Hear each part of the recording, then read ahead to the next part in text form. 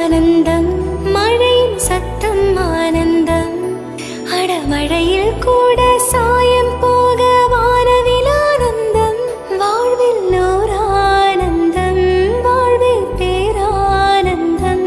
பெண்ணே நரையெழுதும் சுயசரிதம், அதில் அன்பே ஆனந்தம் ஆனந்தம். பச்சை கிளிகள் தோளோடு, பாட்டுக்குயிலோ மடியோடு. பூலோகம் ஆனந்தத்தின் எல்லை, இந்த பூமிக்கு கண்ணீர் சொந்தம் இல்லை.